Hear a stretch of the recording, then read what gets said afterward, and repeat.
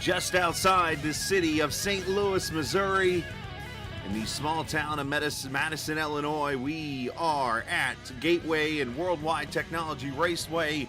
It is the third and final race of the round of 10 to settle who makes the final four and who races for a championship at Homestead Miami Speedway virtually on iRacing coming up here next week. The points are tight. And tonight, with the sports themes, we're going to have cool-looking paint schemes. We're going to be under the lights. And somebody is going to join three others in the playoffs when it is all said and done. I am the captain. We welcome you in to St. Louis as we get ready to go racing here for 130 laps under the lights.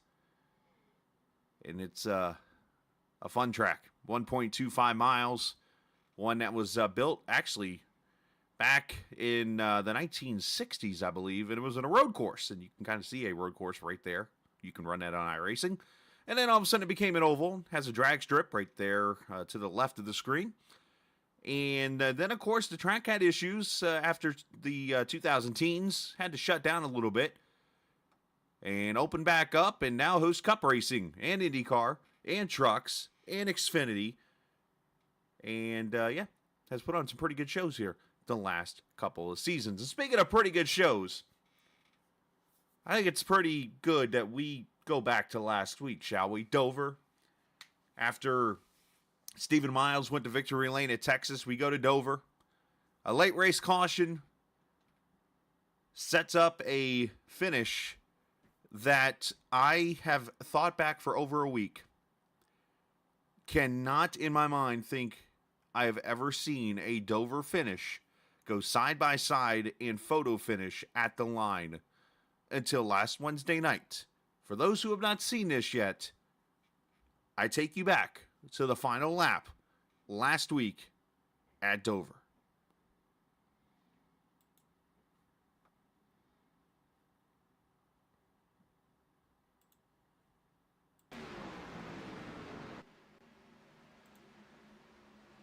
As they come off turn 4, final lap.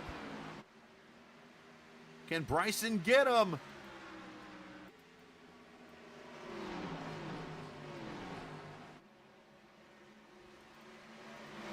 To the outside he comes. He's got the run.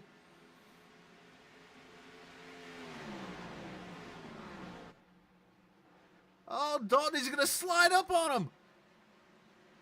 Oh, they're going to be tight to the line. Brison with the run. And Brison with the win.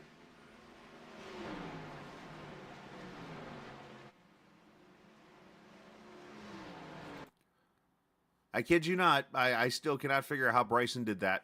Other than the help of dynamic tracks now. Thank you to the refresh on the ovals in recent weeks. Of course, the teamwork that the guys there at Razor have done. Of course, Miles was giving them all types of advice and trying to help the man out and get in the victory lane, and he pulled that one off. And great job by Dalton, by the way. Kudos to him for racing him clean because he could have easily just thrown him up in the wall off turn 4. And also, just the Dover Motor Speedway. That track is a lot of fun to race, and I think tonight you're going to see the same thing here at Gateway. I was watching practice a little bit ago and saw cars running in places at Gateway usually don't run. So I'm curious to see what the oval refresh will do here tonight at Gateway. Now, speaking of Alex Brison, let's go ahead and talk about Alex Brison as we get to know him just a little bit. 3 things from a small town in northwest Pennsylvania. It's called Emlenton. It's a town right on the Allegheny River. It is 83 miles from Heinz Field in Pittsburgh, Pennsylvania, home of the Steelers, to the town of Emlenton. Of course, Brison is a Pittsburgh sports fan, as anybody from Pittsburgh pretty much is. It's almost like in your blood, which all 3 teams, which would be the Pirates, the Penguins, and, of course, the Steelers. And he is ambidextrous, which means he can use both arms. That's something I can kind of do at times. But interesting. Couple of facts about Alex Brison. But there is one thing he does not share in there that I have to ask the driver of the 38 car. And we're going to bring him up here right now. The winner from Dover last week, which, by the way, I didn't even mention this, was his first career win in this series. But Alex Brison, there is one very important thing you left off the list of 3 things you sent me, and I have to ask the question right now. Is Pre-Manny Brothers a favorite? Oh my gosh, yeah, absolutely. I can't think of the name of the sandwich that I used to get. What's crazy, long story short, when I moved to West Virginia, when I met my wife, and then we finally moved to Maryland 4 years ago, they put in a Permane Brothers, and I swear to goodness, my inner Pittsburgh child came out in me. And I'm pretty sure we ate from there at least twice a week for a good 6 months before my wife was like, Alexander, we need to stop this. Alexander. When you go with the full name, you got to stop. When my full name comes out, yeah, exactly. You have to stop. Got to stop. So is your wife from the Pittsburgh area?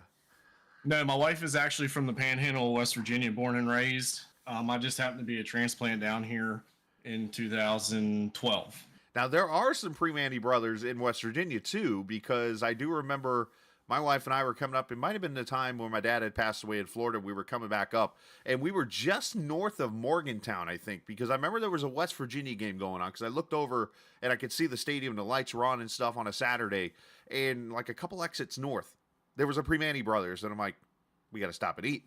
And so they're all over the place, well, in that region, but then there's actually 2, little be known, in Fort Lauderdale, Florida, that I remember eating at when I was in college. Really? Wow. Yes, there. One actually was at the bottom of my hotel that I stayed in for 2 weeks when I first got in. Oh, my goodness. Yeah, no kidding, right? All right, let's talk about Gateway here. Obviously, the momentum's here. They always say the first race is the hardest one to win, and then it gets easy from there. So do you feel that way tonight? Can we go get one at Gateway again? I don't know. I mean, I'm looking at the times of everybody right now, and I mean, I feel 50-50. I'm not going to lie to you. I'm not going to down myself, but at the same time, there's some things I need to work on and some places on, the track that I need to get quicker at and better at. But I mean, it's a work in progress. It's a 130 lap race, and I'm just going to work on it all night. But I'd say 50-50, Captain. So obviously you and Miles have moved on to the finals with the wins. Is tonight a goal to get Brandon in? Oh, absolutely. I think that's a goal every race is for one of us 3 to win. But I think the goal here tonight, just talking to Brandon and talking to Miles, ever since last Wednesday, just trying to, keep the momentum, keep the positivity going and flowing through laser racing. And I really feel that Brandon has a really good shot tonight to either point himself in or to absolutely just win the race straight out. All right, buddy. Well, hey, appreciate your time. Good luck in qualifying. And thanks for your time, man. Thank you. You too. That is Alex Brison, Laser Racing, of course, the winner at Dover last week, and a fan of Pre-Manny Brothers, which is cool. You heard Alex mention the points. For those who don't know, by the way, Pre-Manny Brothers is a Pittsburgh staple restaurant. They actually stack fries and coleslaw on your sandwich and stuff, and it's, oh my gosh, delicious. Sorry if I made you hungry. Taking a look at the points. Look at this. Stephen Miles leads. Of course, he got the win. Alex Brison, for some reason, they didn't put the... it's because it says after Texas. Did it not update? I might have grabbed the wrong one. Give me a second here. Because I have the updated points. I was about to get my hopes up, saying, hey, this is it. That was after street course. Now I got myself looking around over here. After Chicagoland, that ain't it. Way to have your stuff organized, Scala. I'm just saying.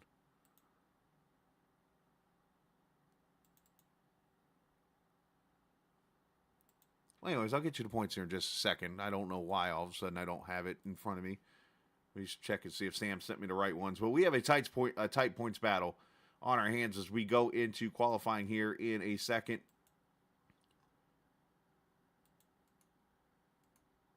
I could have easily have saved it in the wrong spot, too.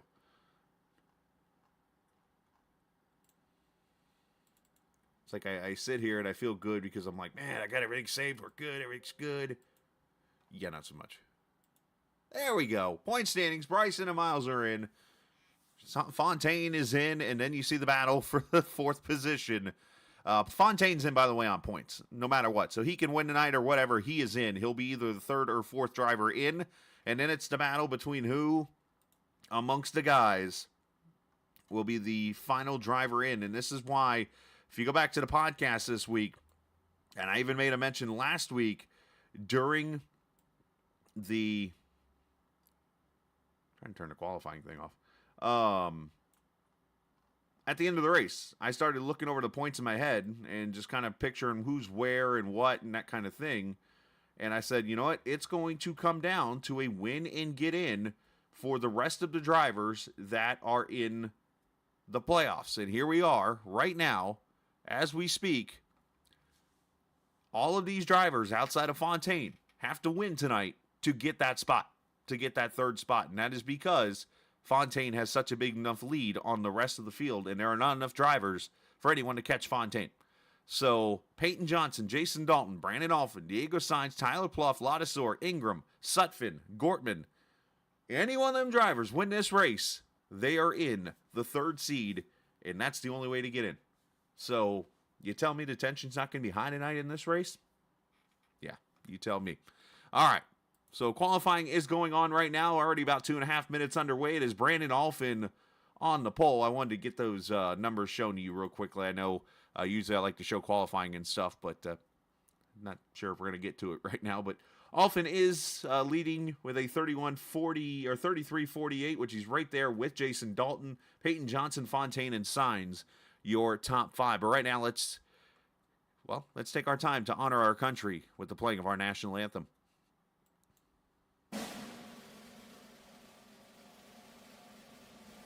Oh, say, can you see by the dawn's early light what so proudly we hailed at the twilight's last gleaming, whose broad stripes and bright stars through the perilous fight o'er the ramparts we watched were so gallantly streaming, and the rocket's red glare, the bombs bursting in air, gave proof through the night that our flag was still there.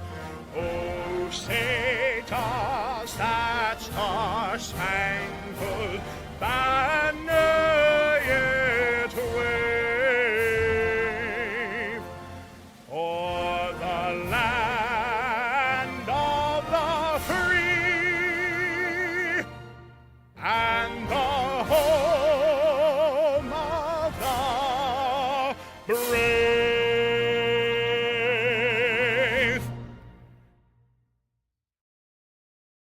All right, as we're 30 seconds away from qualifying tonight, all about sports themes. And as you see, Drift is on the track, and, a Georgia driver. Somebody want to let Drift know he has the wrong colors on for the Georgia College? That's Green Bay colors, wrong G. Well, maybe he did that on purpose. But anyways, you see the teams tonight being represented on the cars. Let's show them off here really quickly. Well, he has some time, or did it just kick over to the race? Yep, it did. So we'll show them off throughout the starting lineup here and throughout the race as we get you ready here for a race known as the Pro Sim West 130. The title of tonight's race, Pro Sim West, of course, a simulator engineering company that sponsoring this race here tonight. So big shout out to those guys for putting their name on the series, based out of Western Canada, and selling sim racing equipment and offer turnkey simulators and stuff. So sponsoring the race here this evening as we take a look at the starting lineup for the 130 lapper here at Gateway. Brandon Alphin, Jason Dalton on the pole, front row. Peyton Johnson there, row number 2, alongside Sam Fontaine, Sean Peachin, and Diego Sainz there in row number 3. Row 4, Brian Sutphin, and there's the winner from Dover, Alex Brison. You see the A's next to the name. A's for advanced, by the way. Lucas Strayer and Jacob Thornton. Row number 5, row 6, Stephen Miles and Tyler Pluff. Tyler having a fantastic playoff. Oh, so close, by the way, to getting that first career win for him. Richard Midkiff and Joey Ladisor. A couple KJD2 guys there. Row number 7, row 8, Cedric Ingram, Dalton Carter. Tyler Brewer, drift there in the 18th position. Cam Ingram starting 19th in the 19-car field. And we'll see who grids and who doesn't grid here when the race gets going. I know Drift's been having connection issues, apparently. That's why I showed off his car early just now so that people could see his car before he apparently blinks out. He's been having those kind of issues. All right, some of the paint schemes you're seeing on these cars. I'll try to get you a side view as much as I can. I think, is this the paint that Sam was supposed to run tonight, Barnes? Yeah, it is. The Fiorentina car. I joked around today and was calling it Florentina. How about that? The Diego Sainz paint scheme, the old school Houston Astros paint. I like that. The old 1990s paint.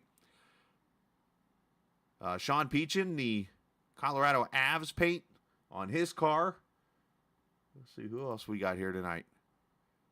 Looking around for more paint schemes. The 23 down here, Joey Ladisor, the Edmonton Oilers. We'll get you a close-up of that here in just a second. Dalton Carter up there rocking the Braves number 3 car. Good for him. And Tyler Brewer's got one back here. Now, I was going to do something kind of cool. Oh, he's the Vancouver Canucks. There you go. Pretty cool paint schemes. I was going to do something to honor Sting tonight, the wrestler. But unfortunately, I wasn't able to get it all worked out and figured out. And I wanted to make sure that everything was set up correctly, just like how I got the title of the race messed up here in the Pro Sim Rest 130 here. 130 laps, as mentioned, 83 degrees, 76% humidity, partly cloudy skies. And a reminder, the leader does get halfway bonus points at lap 65 here tonight as Alfin and Jason Dalton lead him to the green flag. Somebody clinches a spot tonight with a win here at Gateway. Who does it? We find out now. Tricky turn 1 and 2 of 9 degrees of banking here. 11 degrees of banking. Everyone's going to be shifting a ton through 1 and 2, back up to 4th gear, down the long drag stretch back straightaway to turn 3 and 4, banked at 9 degrees. More of a sweeper. As you see Alfin, you see Dalton, you see Johnson and Fontaine all side by side at the line. Jason Dalton that time by.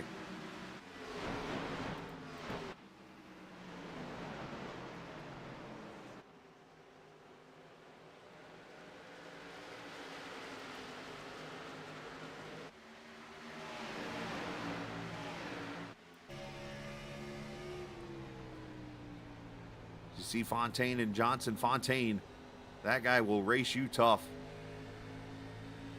He gets by Johnson, moves down, clears himself there, and allows Sean Peach in there behind him.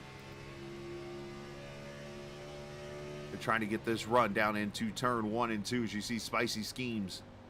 The paints that are done by Sammy B,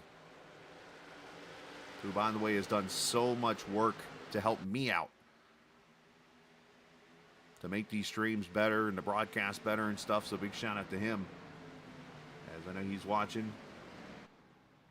Was trying to race tonight, and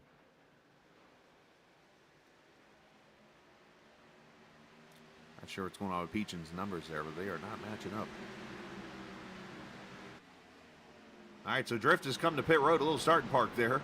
Cam Ingram did not grid, so we got 17 cars, it looks like. So that, again, pretty much means tonight that you will see Sam Fontaine as a 3rd member of the playoffs. It now mentions who becomes that last driver. And that driver will likely be a winner tonight unless Fontaine, Miles, or Brison go to victory lane in this race. As Dalton with tons of pressure from Alfin. Those 2 lines right there, that used to be the groove around here. You just put the car between those 2 lines and you try to roll the corner. But now with the track refresh, the oval refresh, I don't know if there's a preferred groove anymore. It might be there still, but eventually it might move around.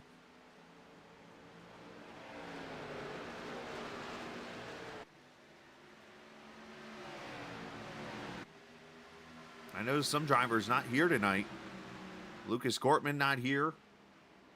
Of course, Brandon Maciejewski and others, but they were all running for the Rookie of the Year. Of course, presented by PRG. So, with that said, that's going to bring, I think, I mean, depending on how the points are all set up, this guy right here, Tyler Pluff, now might have a legit shot to go to the final race with a Rookie of the Year title potentially in his hands. So, we'll have to see how that works itself out here.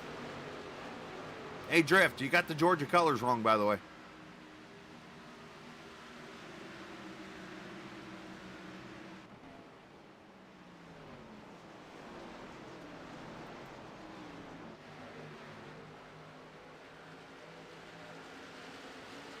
All right, let's go up here for fourth. Peyton Johnson, Sean Peachin.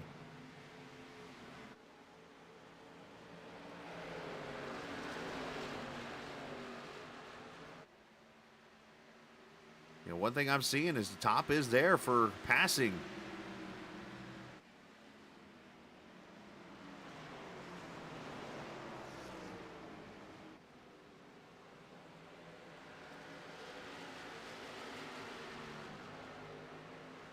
Up front, here comes Alphin.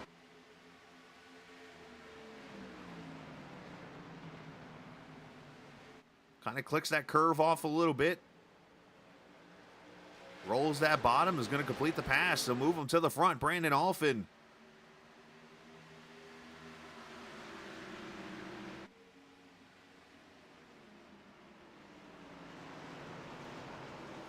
So Brandon, you wonder maybe changed up his driving a little bit here. He's been very notorious for going out there and kind of roasting the tires and then not having anything for the long run here. Start of the race here, he kind of fell back behind Dalton and kind of let it come to him, it looks like here, as he moves to the lead of this race. So very interesting to see here so far. Let's go back here to this panel we've been watching right behind these guys.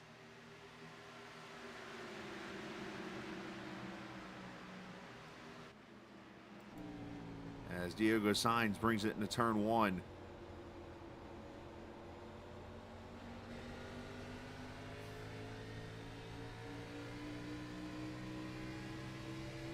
Interesting. No shift there. He stayed in fourth gear the whole way through 1 and 2. I mean, that's usually an automatic there, is you're shifting going into 1 and 2 to get that car to roll off the corner, but Diego's fourth gear all the way around here. Maybe a tire saving move, might be a fuel saving move. Oh, nothing wrong with that. I just giving you. I used to do that to Drift, saying that he inherited being a Packers fan from his dad. You know, I used to make that joke when I'd deliver down in that area. I'd see like a green and yellow G on somebody's house or whatever, or like a flag. I'd walk up to them. That's wrong, Georgia colors, isn't it? Get them all riled up.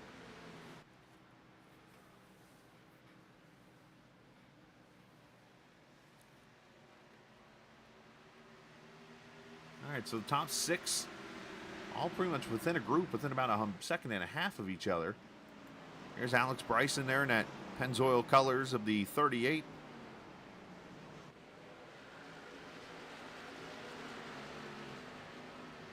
Brian Suff in 8th, Stephen Miles in 9th, and then here's the 10th place car. This is Lucas Strayer.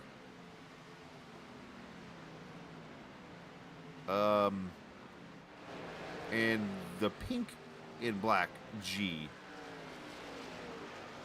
Oh,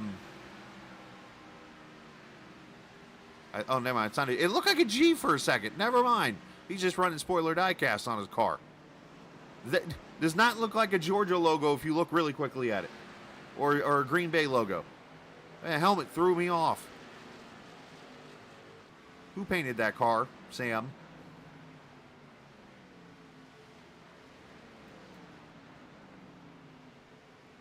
Joey Ladisor back there in the Edmonton Oilers, number 23.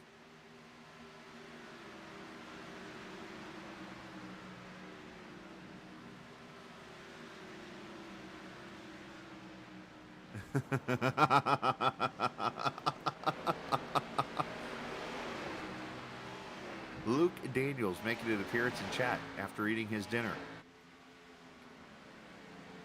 As you see Brison make the pass on Diego Sainz, now going to send it in here on Johnson. There's some short track beating and banging, boys. You do get a little bit of that kind of feel at this track. You get a car in the inside lane, slides up, and then outside car.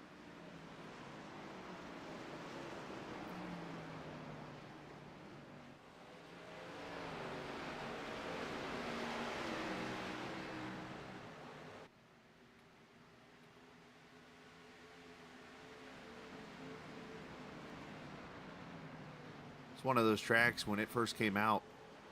You know, we talk about the tracks that eat up graphics, for example.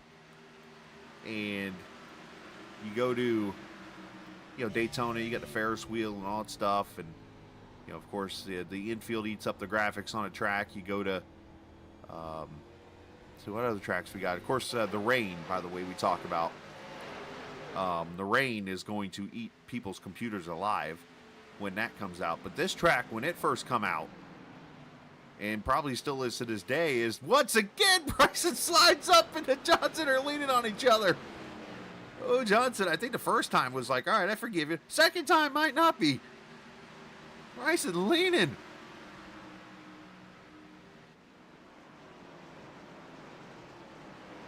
But one feature of this track is if you look off the back straightaway is the interstate.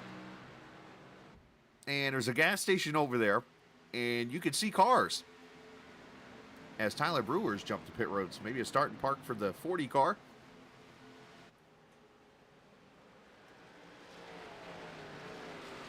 And I remember people saying, I gotta turn my graphics down for Gateway.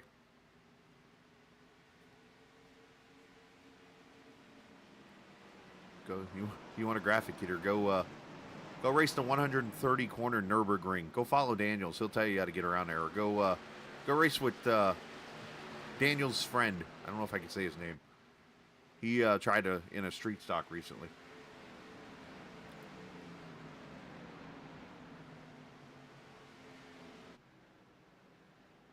By the way, the Scalicast episode 2 is out now officially.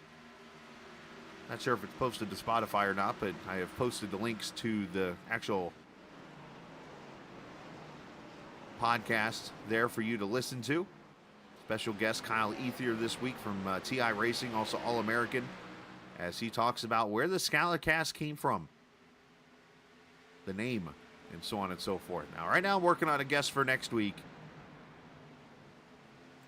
And if I get him, it's going to be big.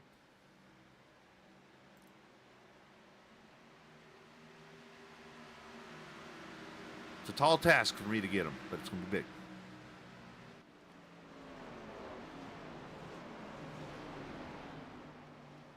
The leaders not really able to get away from each other. Still about 3.5 seconds between the top 8.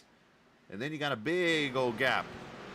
Back here to Stephen Miles in 9th. Lucas Strayer, Tyler Pluff.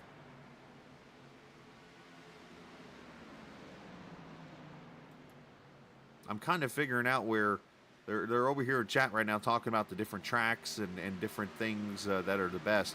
And Josh Gagnon with the Myrtle Beach is the best oval. How much did Matt Telder pay for you to say that? I'm just throwing it out there. Battle for 4th, Peachin and Johnson.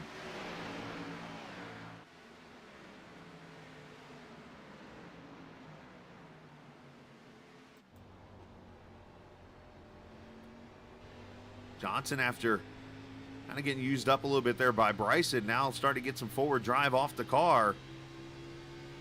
Now, one thing I did see is these cars in turn 1 and 2, they were up near the wall at one point. So you wonder if they're going to eventually move up, and I think that's going to be the way to pass is the higher you go up the track, because you see how tough it is see Brison's couple entries there into the corner. The bottom is not really, I mean, it's the right way to pass, but it's not the easiest. So you want to try to get your nose into the clean air.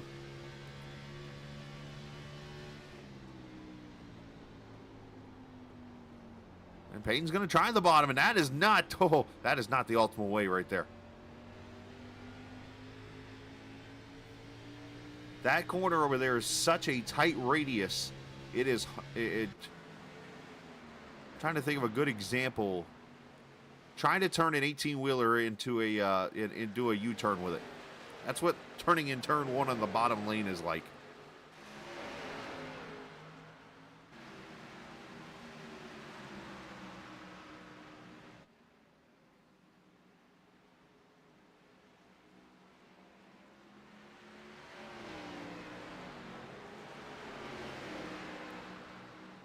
All right, so now the top two starting to stretch it out a little bit. Alphin and Dalton. Dalton is, as a matter of fact, they're going to battle for the lead as Dalton sends it into turn 3 and 4. That chrome and red number 2. I like that chrome. And he's going to go right back past Alphin. So second lead change of the night as Fontaine tries to stalk. Alphin might send it back here to turn 1. Let's see. He does not. And that's one thing we talked about in the podcast when we talked about this track is the braking points. Now, obviously, I think with the little bit lower number of drivers in this race, it does eliminate some potential cautions. But when it comes to a win and get in situation, we've seen this before. See if Brison can hold it down this time. As Johnson right there in that same lane. Brison does a good job holding her down this time. A little bit of a pinch. Oh, into the wall goes Peachin. Or we could call it a board, I guess, for him being a hockey scheme.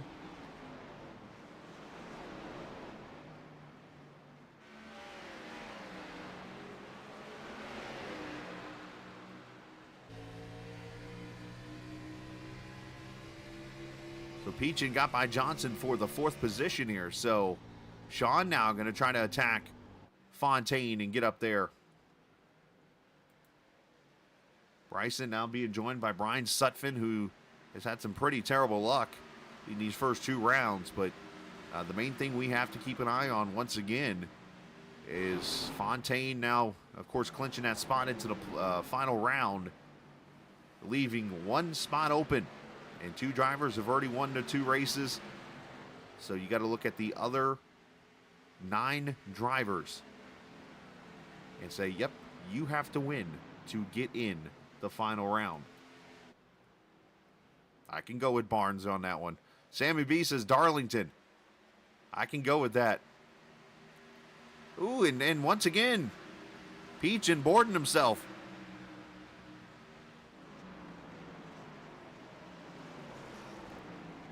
And now goes way up to the top, and there goes Johnson going to clear.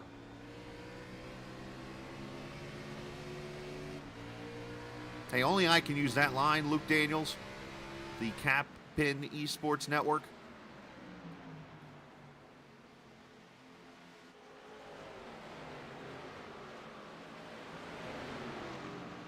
Now they're going to have, these guys are going to drag me into the best racetrack conversation. Anybody else watching, feel free to share your favorite oval racetrack. How's that? Since they've started the debate.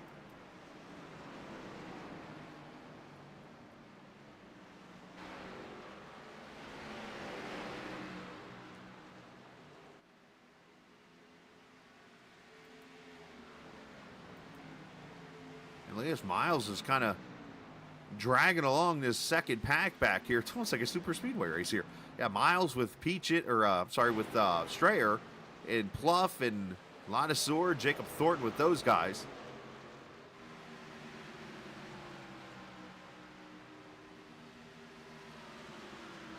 "30 laps in here already.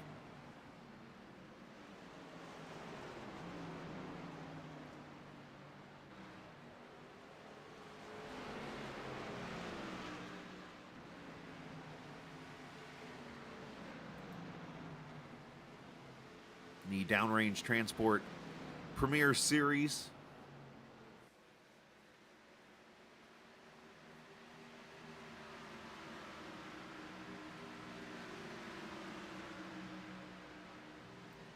And season officially number 10 altogether for GLSR. Of course, Captain Esports Network been a part of 8 of them, broadcasting-wise. 1 or 3/4 of one, racing-wise.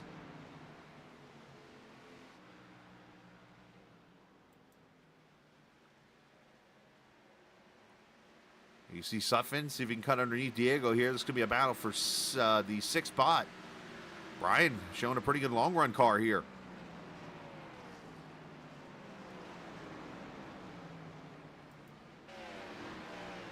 And Diego's just going to give it to him. So there you go, move up. The 26 up in position sign's going to try to cross over here. As you see, Peachin has fallen back now after this couple of smacks to the wall.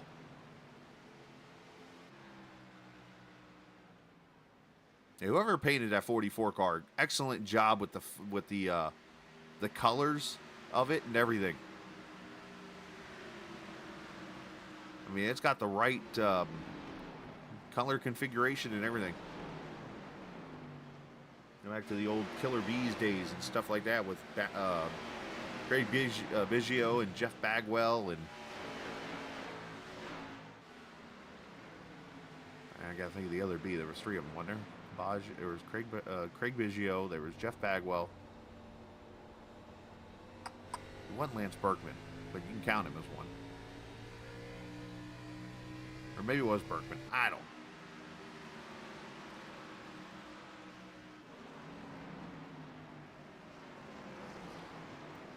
Up front, as you see, Fontaine has now caught Brandon Alphin, so Alphin might have roasted the tires a little bit.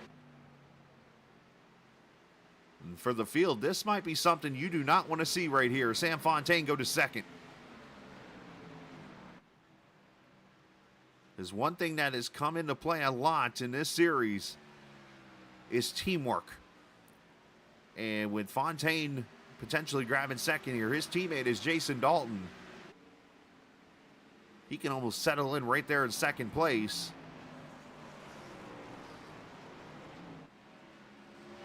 And that's exactly what happens here. Oh, and he almost gets the outside wall. That would not have been good.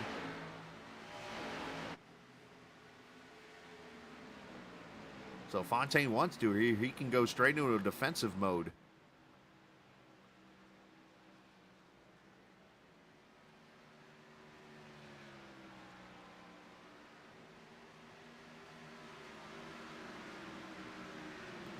There, 36 laps complete. Johnson and Brison still hanging tight with each other. Here comes Sutphin into the picture.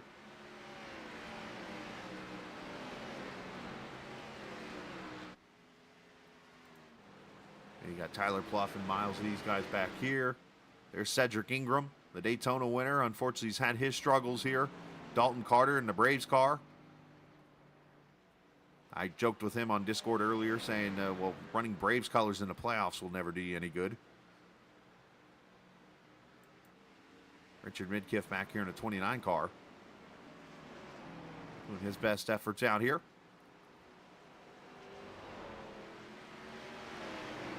Here come the leaders up behind him.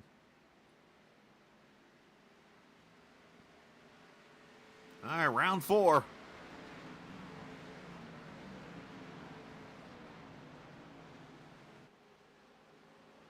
Midkiff actually takes the car to the access lane, which is the way to pit road. So just getting out of the way of the leaders.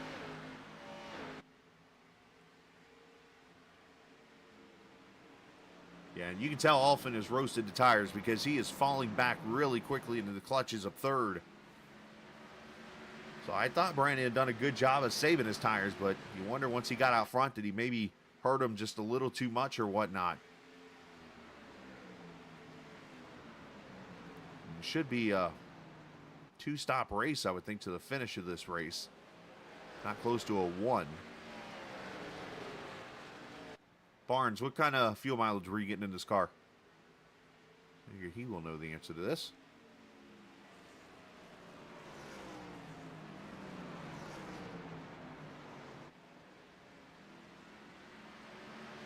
And Johnson, a little bit of a diamond maneuver there out of that 15 car.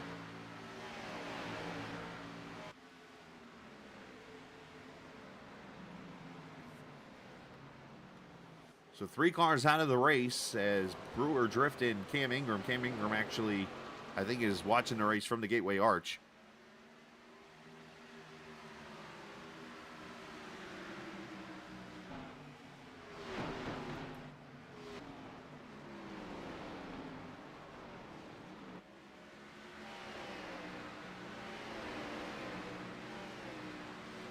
Ooh, Alfin a little tight loose there. Got so tight mid-center off. And Alfin's going to come to pit road. As Sutphin goes the inside of Brison. Don't make the mistake here and go overshooting the access road. You will get an unsafe entrance if you do. Good job by Alfin to go all the way around the corner here. There's the yellow line. Watch out for the invisible staircase to the right.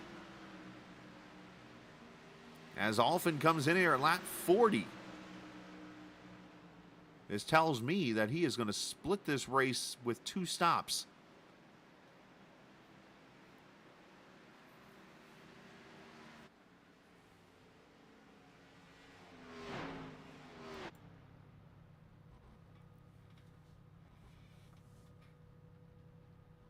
Right side's on, left side's going on. As this guy over here is talking about playing his Fortnite game. There we go. As he rolls away. Alfin 15.2 second lap. As you see, he does go a lap down. And you got to roll the exit road all the way over here. Don't spin the car out. Does a good job on exits. Well done by Brandon. And let's see if that will bring anybody to pit road. Probably not.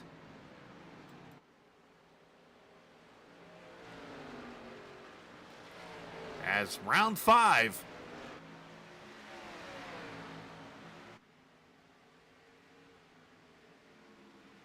And look at this. Brian Sutphin said, all right, look, I'll just pass you both. As he moves up to 3rd all of a sudden here. So now KJD is up 1, 2, 3 on the field. And here's going to become the interesting part of this race. If Brian can get up to 2nd, now you got teammates racing for the 1 spot that's left in the playoffs. And not that we've seen KJD2 cars come together this season twice.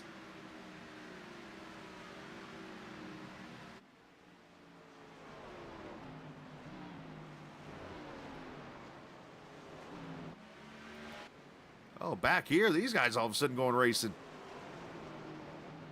Pluff and Miles battling for the, where are they at here? The 8th position. Lonosaur and Lucas Strayer and Jacob Thornton back there.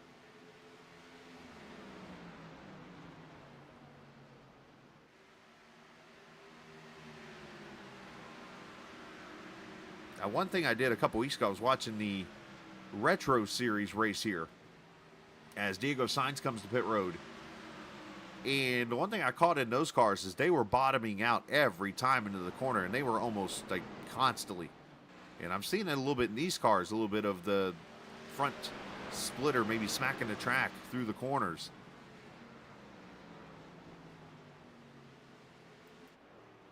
All right, so Houston Astros, number 44 on pit road.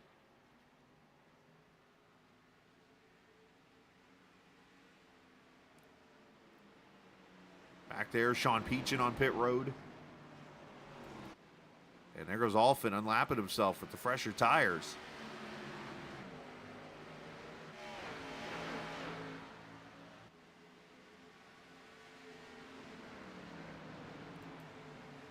Round 7.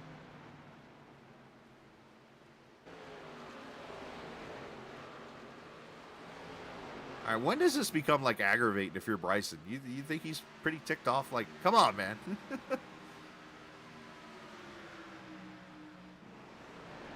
I mean, not that Johnson's doing anything wrong. You're trying to pass a car that you think you're faster than, and, well,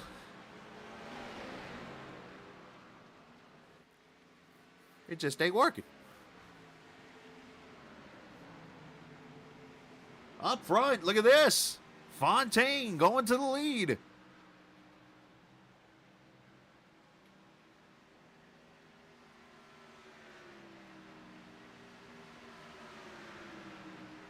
And Tyler Brewer, unfortunately, going shopping today at Goodwill for internet.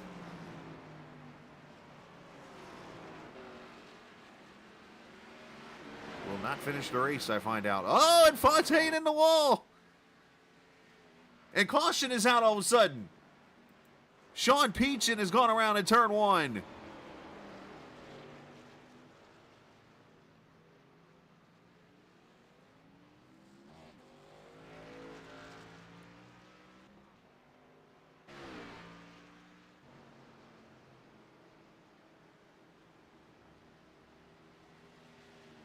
This caution is going to hurt Alphin a little bit because he's going to have a little bit older tires here. Diego Sainz, I think, is going to get the lucky dog as he's a lap down, I believe, in the situation. Peachin just come off pit road and goes spitting into turn 1. Let's see what happens to the 69 car as he's coming up to Diego Sainz. Did he wheel hop it into the corner?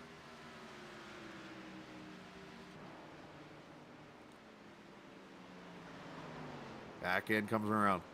Something tells me that's a wheel hop. We'll come back and look at this again. For those who don't know what wheel hop is, it is a road course term. It's a good reminder to myself that you want to make sure you close your timing and scoring app. Forgive me for a second as I have to reopen it. It gets to an issue where if I leave the app open and leave my computer on overnight or whatever, it'll like stay on replay mode the whole entire time. So I have to jump back out and come back in just to get it to go live for me. So just give me a second here. There we go. And we'll just show all the pit stops again or not. Here they come off pit road. Fontaine. Looks like Sutphin maybe second. Sure is. Dalton going to be third. Peyton Johnson and Alex Brison. However, Brandon Alphin now has to stay out.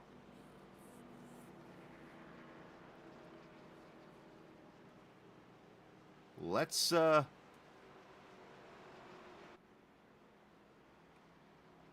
I'm about to show you guys the replay manually here now since I had to reset this. So forgive me as I do the old rewind trick here. Let's go back to Peachin here. I've tried to stop this whole rewinding thing as people seem to be annoyed by it.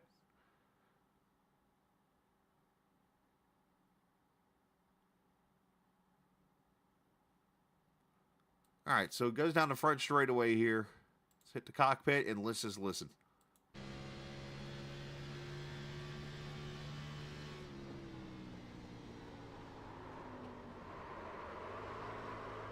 I didn't hear the wheel hop. It just come around. Maybe too much front brake or too much rear brake. Because the wheel hop, you'd have heard the car almost sound like it goes into neutral. And then you hear the bop, bop, bop, bop noise. Like that one, it just literally just come around on them.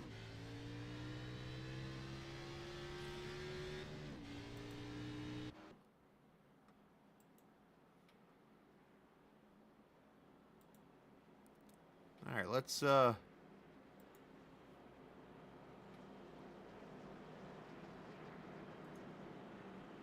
grab Dalton here and get him up to the booth here. Jason, you got a copy, buddy? Yeah, man. Hey, bud. Any kind of pressure we feeling here? Obviously up front, leading this, or we're leading the race. Obviously, Alphin's now in front of you, and then you got your two teammates in front of you. Any kind of pressure in winning this race, knowing what's on the line here, or is this one of those just trying to get you, or heck, even Brian, maybe even trying to fight him for this final playoff spot? Nah, there ain't really a lot of pressure. I'm just out here trying to have a good time, run good. If I get in or win, Brian gets in. I mean, as long as we can get another spot up there to help Sam out, we'll be in good shape. Obviously, the track, any kind of difference you felt with this refresh from the previous times? Not so much. I think you have to do a better job braking. I think the front end wants to push a little bit more with you than it did with the previous times I've been here, but not a whole lot. I mean, just, you know, you just got to conserve tires and do a good job braking. There you go, man. Well, great job so far, running P4 for the restart. And good luck, bud. Thanks, man. All right, buddy. Jason Dalton, 4th position as we look inside of his car. And get ready for the restart here. Get him down to his team. There he goes. Yeah, it could be cold tires, Drift. Drift said cold tires potentially for the 69. I think that's a possibility.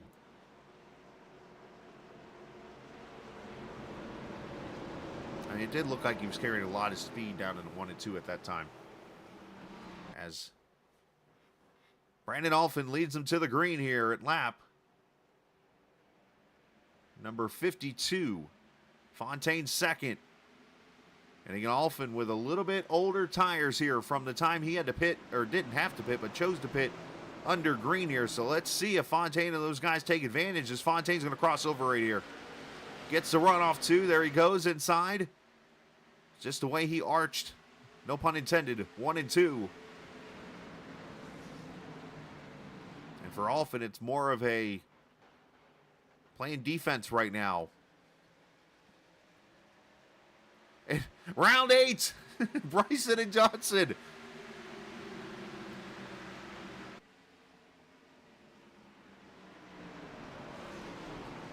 Brison finally getting that preferred groove, I think, on the 15.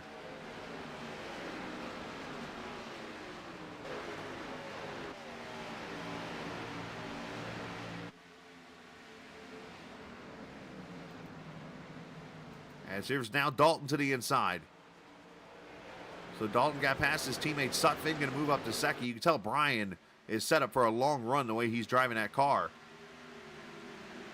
And he kind of backs off the corners early, just lets the car come to him later on as Sam Fontaine lays a 75 down, fastest lap of the race.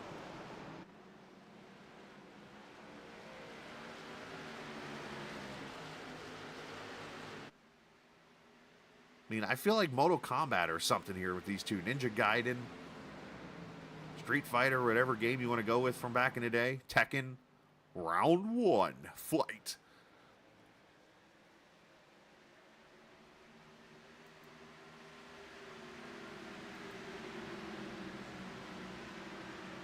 And Brison got the run past Johnson and out to the inside of the 26. Oh, and there goes the 21 up the track a little bit there.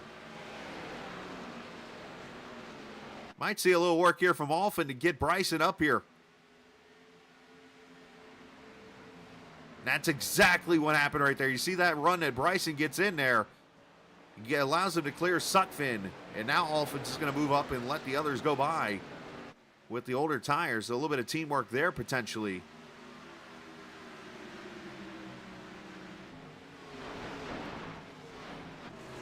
Shout out to Luke Daniels for trying to be a comedian. In chat.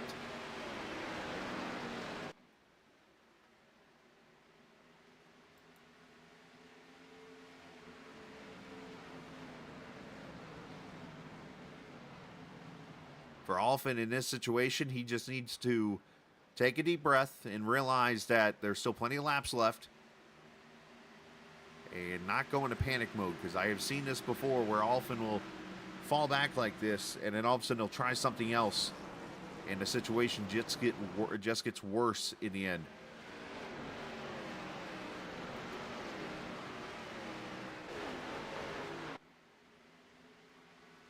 Tyler Plouffe playing quiet here. Get up to the 6th position as he comes up to the back of Peyton Johnson.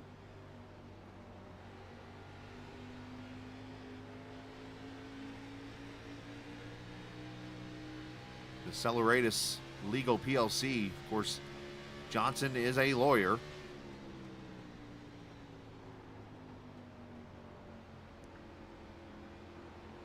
Probably the wrong job to have if you're an iRacer.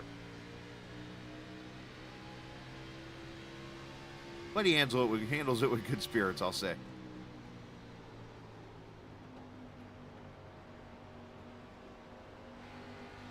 I'm stunned here. I'm not hearing any shifting, hardly.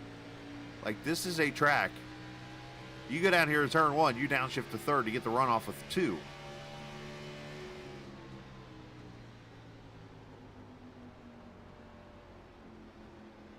You can tell the gearing's low enough, you can hear it.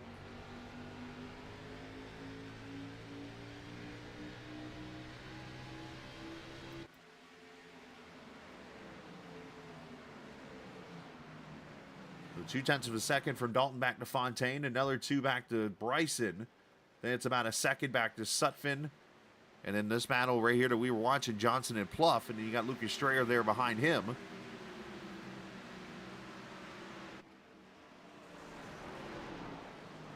Oh, Pluff sends it in there deep. Johnson kind of runs him up the track. Thanks, Drift. Is that was about 45 laps on a tank? Sounds like maybe. Is that about right, or about 40? What are you seeing? Drift helping me out in chat now that he's out of the race. Thinks pit stops will be about lap 90. Alphin at 80, which Alphin totally at 80. I expect that should be able to get him close to the finish. Westfield at 90 should be no problem.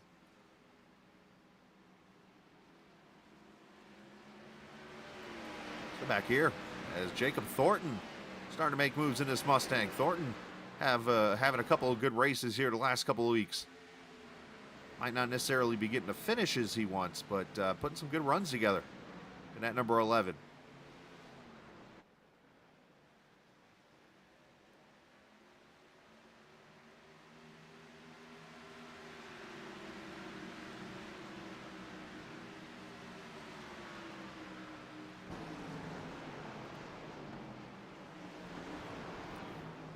And by the way, for those curious, I've started to do some road racing.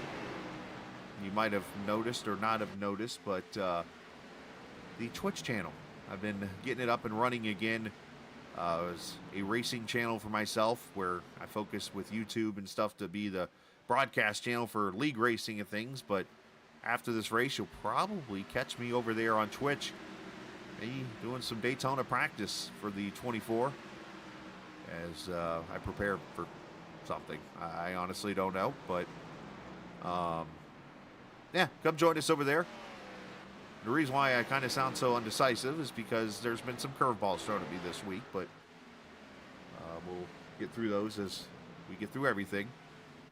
And I invite you to join the Twitch channel after this race. It's Captain Esports Network. Just look that up, and we'll be over there having some fun running something. As Dalton leads.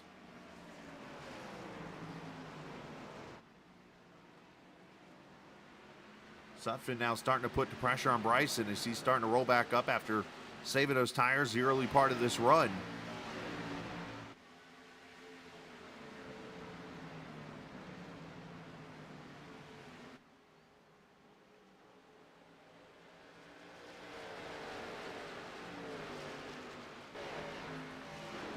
Pluff easily one of the bigger movers in this race, back in the 6th position himself. He and Ladasor have moved up 6. As we have just passed the halfway point of this race.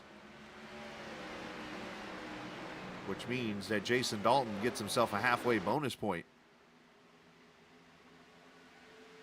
Which only means something if Sam Fontaine wins this race. Let's go back and show you the points.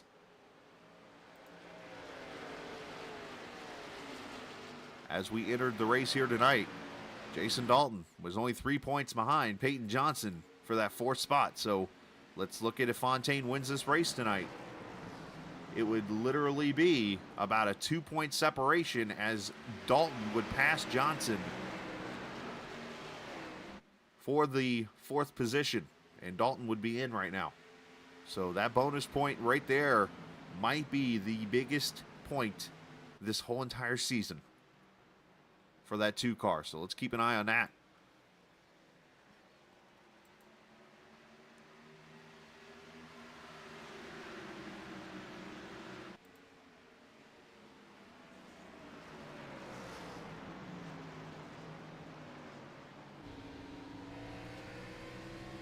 There's a downshift from Sutphin.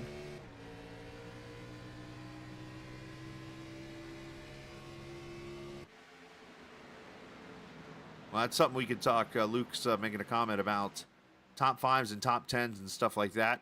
We'll talk with Fontaine's actually the one who puts that graphic together, so it might be something to reach out to him about, or I can. But I appreciate the feedback. The good thing is we would not have to worry about Luke Daniels being in that column.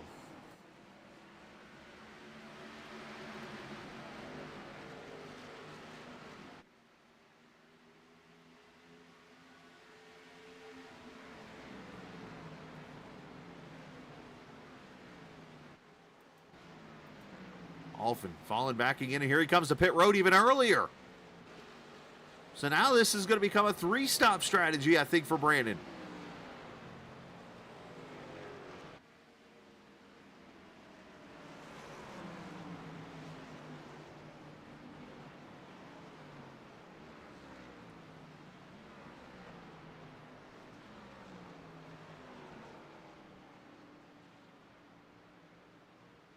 So Alphin,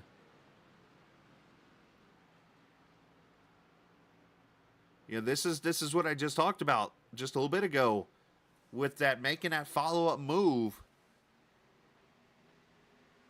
Is I don't know, is 60 laps possible on fuel? If so, then I mean the move's okay, but I don't know if this is a winning move right now. And unfortunately, I mean, he's proved me wrong before, so I have no problem with him proving me wrong again.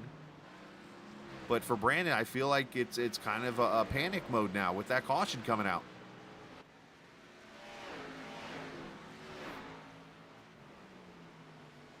We shall see. There's your top 4 pretty much in the picture there. Peyton Johnson right on the edge. Luke, that's what I do best, by the way, is burn people.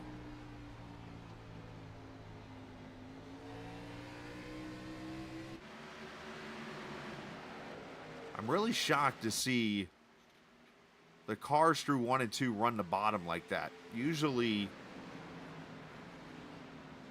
like here you run the bottom for the most part, but turn 1 and 2, you usually go right up between those 2 almost patches or grooves or whatever you want to call that. You're watching again from Sutphen here. Right there, there's those little like darker colors. You run right up against it and you stay in it the whole way, all the way off the corner, but they're actually moving down the track, almost trying to double apex the corner, which I find interesting.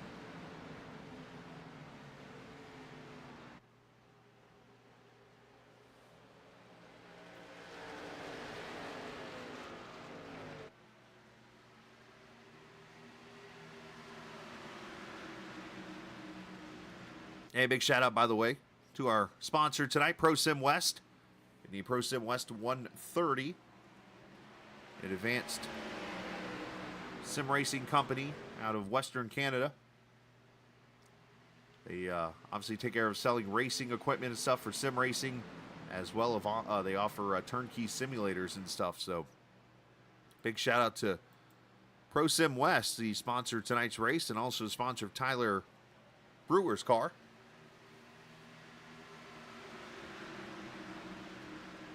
Was Brewer in chat by chance? I knew he was here a little bit ago. Or did he lose internet again?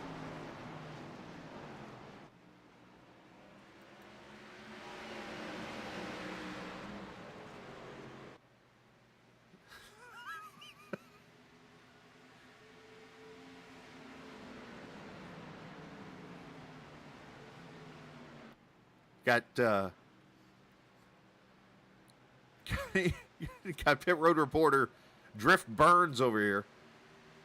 Drift says he has no idea how far you can go on fuel. I just know everyone else is going to split it half at lap 90. He says reporter out. What do you want, a CB? Brewers, Pro Sim West, do they do, I assume they're in other regions of Canada and maybe other areas. Where else are they based out of?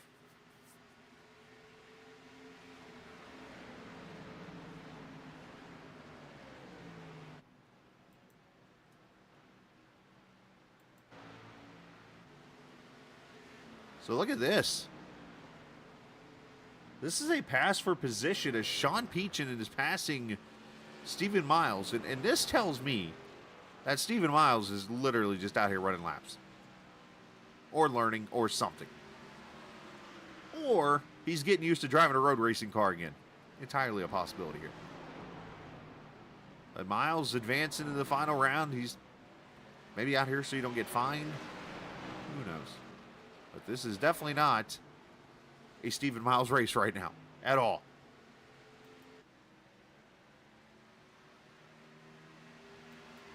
Peyton Johnson, pit road. Here we go. Lap 78.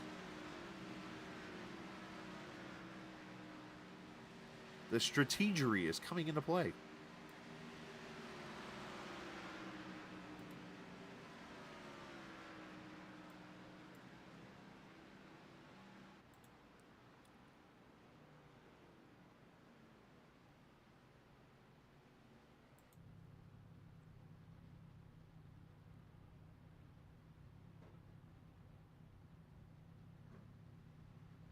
Oh, there you go. Tyler says in chat they're based out of Calgary. Advanced Sim Racing is the parent company, and they ship all over North America. Free shipping as well as North American orders from Advanced Sim Racing. That's cool.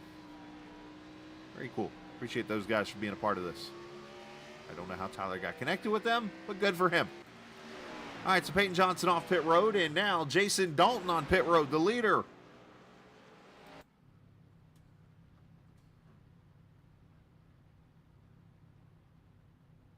Again, now the strategies are coming into play here. You know, something Miles could be doing too. Don't overlook this. He might be saving fuel and trying to do this in a special way, maybe having fuel to the finish. All right, Brian Sutphin in. There's an imaginary staircase that sits over in the middle of pit road. I say imaginary and invisible because you can actually go right through it.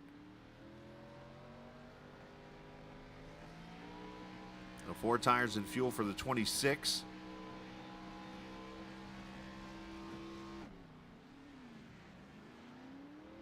So Brison now leads.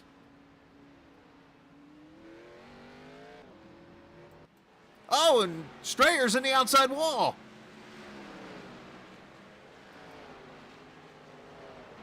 Lucas knocked every part of the car off, but somehow it reappears, and that car is broke. He's got to be careful here if he cannot keep that thing at speed. That caution will come out where he's at.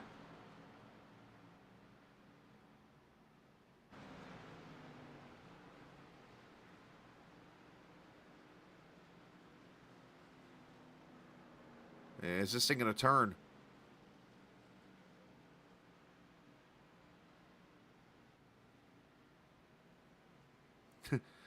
You ever seen an iRacing car look like a blown right front tire? There's your best look of it right there. What happened to Lucas?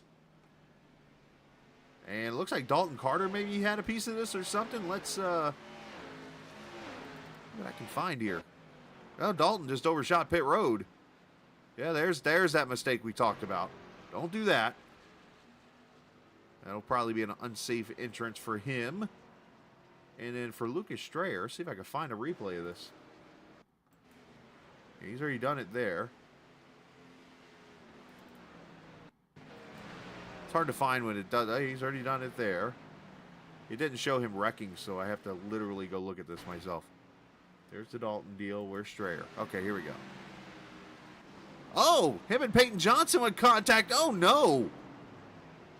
Wait a minute here. Oh, hold on a second. Let's go back to last week. Remember, I'm a racer. I don't forget things. The boxing ring chat. Wasn't there something between Strayer and Peyton Johnson?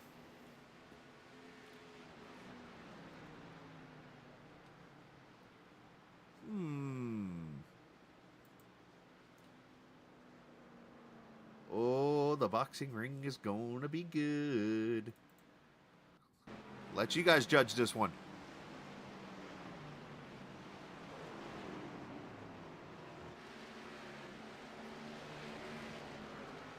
So no caution, but I'm pretty sure Lucas Strayer is going to be one tall mad guy.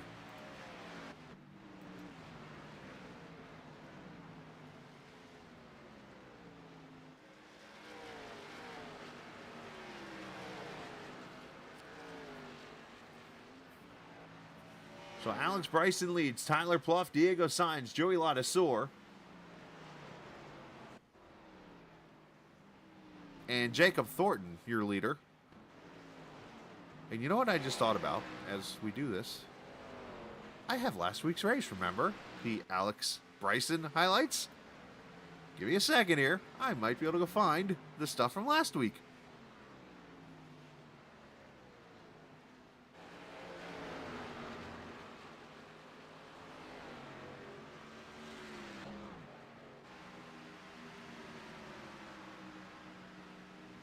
At least I think I can.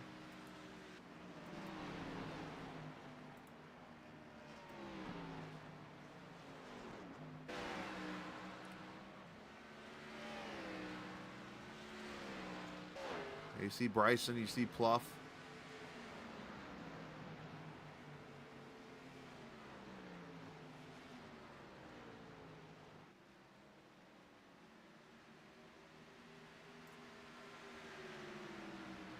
All right, let's... Oh, of course I just did that. I had it set up. One-man show here, by the way. That's my disclaimer for everything.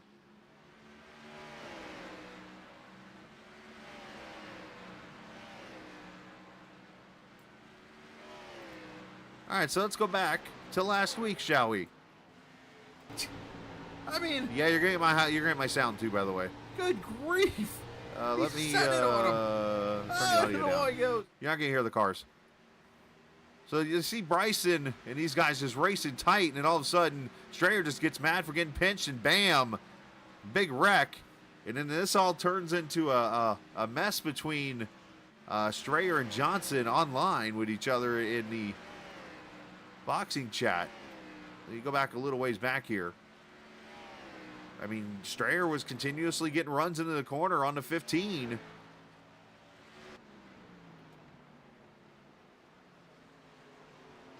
We're still green, by the way. Keep an eye on Brison and those guys and Pluff coming to pit road. But right here, I mean, Strayer sends it. I mean, he is all but leaning on the 15 here. And he felt like he was raced too hard. Gets the outside wall down to turn 4. Gets down here in the low side. And in here, he's got Diego and those guys. He comes up, and there's the contact, and in the wall they go. And like I said, after the race, Strayer felt like he was raced a little too hard as Brison is on pit road. There you go. How about mid-race highlights of something? I'm learning more and more how to do this OBS thing.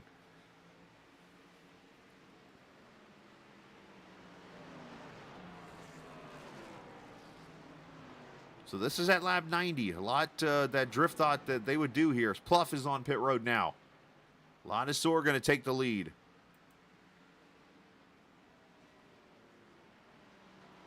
So basically all of that.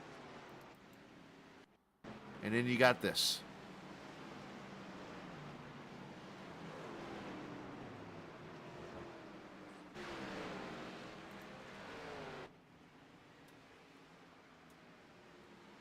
All right, so Tyler and on pit road. Sean Peachett is in.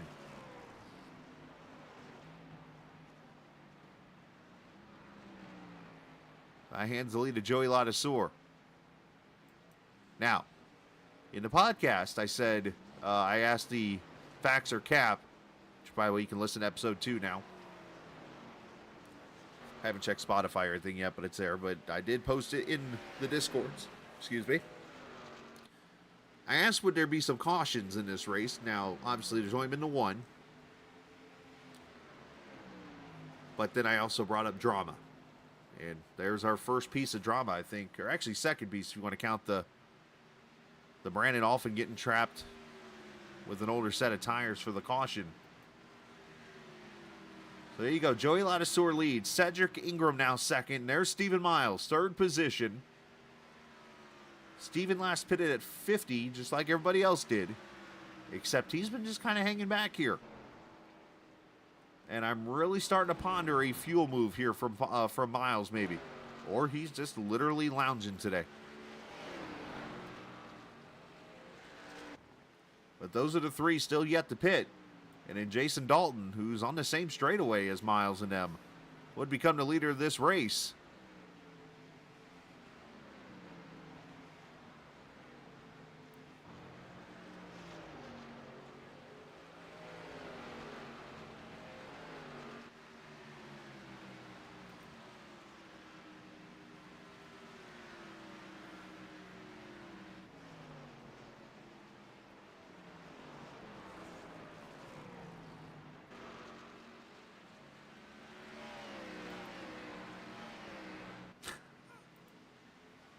Sorry.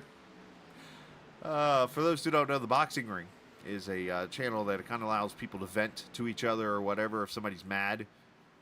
And I just peeked over at it in Discord, and Luke Daniels has already pulled out the folding chair gif. All right, Luke, you made up for your non-funny. All right, Stephen Miles on pit road, lap 95. So that leaves 2 guys left to pit.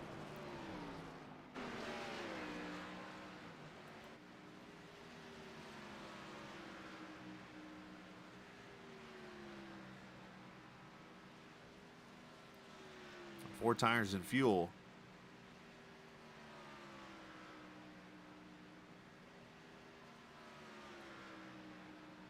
And Miles going to pull away.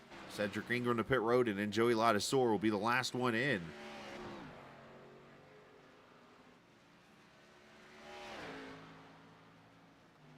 And he did the weave. Usually the weave moves to move the pit road, but he does not pit. Now Brandon Alphin is back on pit road at lap 96.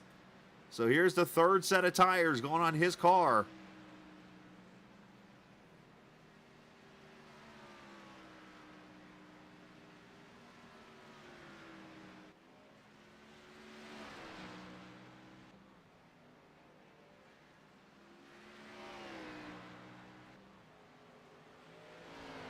This is his move. If a caution comes out now after this,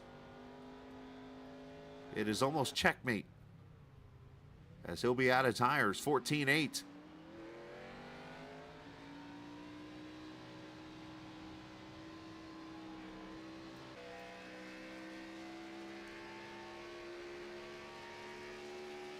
There's your leader in the 23 car. That Mr., by the way, with the Edmonton paint scheme is Mr. Radiator.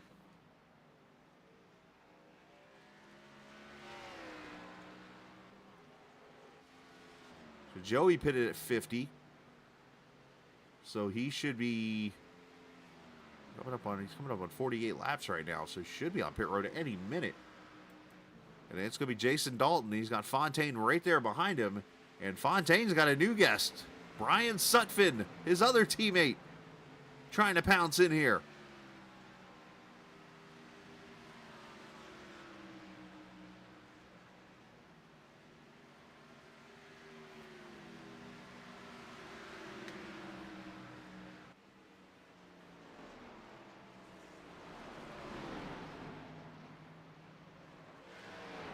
You see the fresh tires of Cedric Ingram coming into pits there and are coming out of turn 1 and 2 after pitting just a few minutes ago.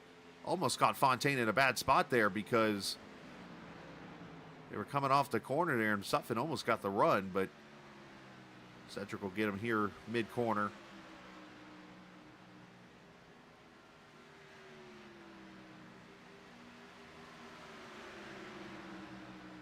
And for Alphin, it's almost run 30 qualifying laps now, and see what you can get.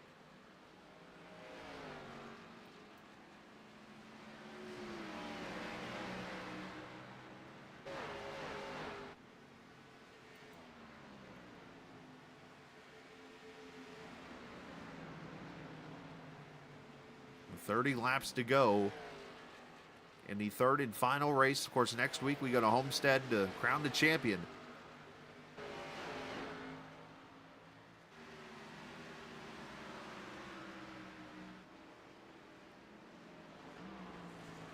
And by the way, I haven't really said anything about this. My plan for the podcast, which will be episode 4 that week, is to get the champion on the show for GLSR. So we'll see what all transpires next week and see if we can work it out to get that person on the show, whoever it is. If it's Miles, well, he'll already be on the show. If it's Brison or obviously Fontaine or whoever this 4th guy is.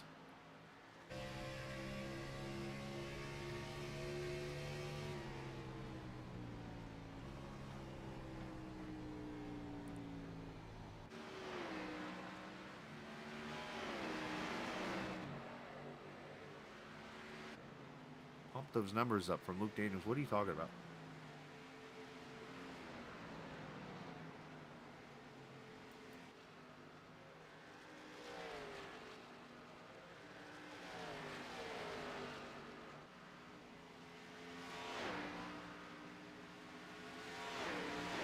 Ladisor now 53 laps into his run here.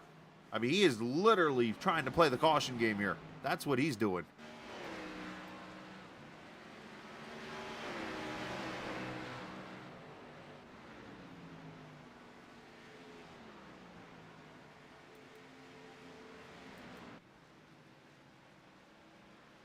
I'm not sure how much more Joey could do. But this is the other end of the Hail Mary strategy. And he's spinning the wall even. The right side of that car is pancaked.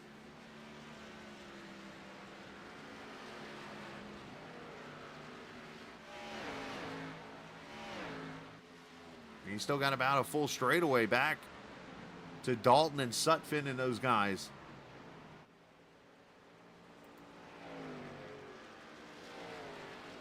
I mean, what this is setting up. What this is setting up is, I mean, either way with this strategy, it's almost like a KJD2 win here because you got Strayer, or I'm sorry, I look over to see Strayer's name. Ladisor's leading. If a caution comes out, Ladisor almost gets in the catbird seat here. And then you've got the other two leading the crew of guys who have pitted now.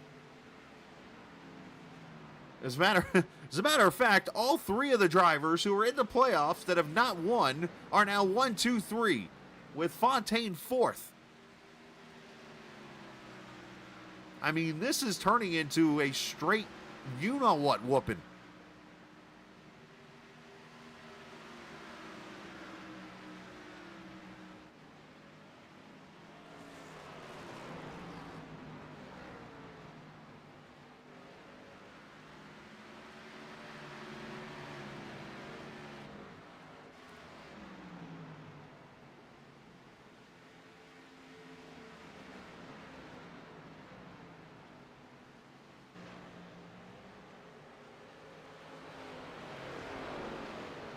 As Sutphin's going to let Fontaine go back by, so 24 laps to go.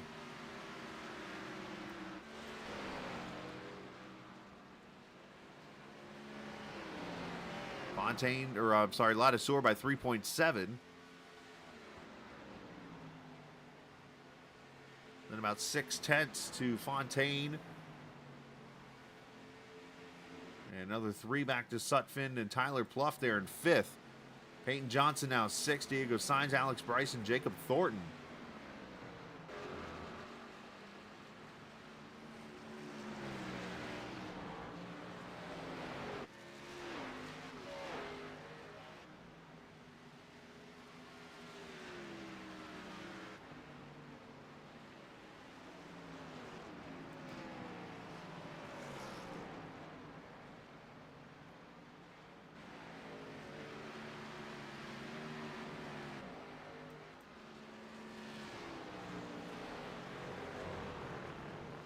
I'm literally waiting to see. I mean, because nobody seems to know what the fuel mileage actually is. As Joey crosses 108, that's 58 laps now on a tank of fuel. And he is not going to make it the rest of the way.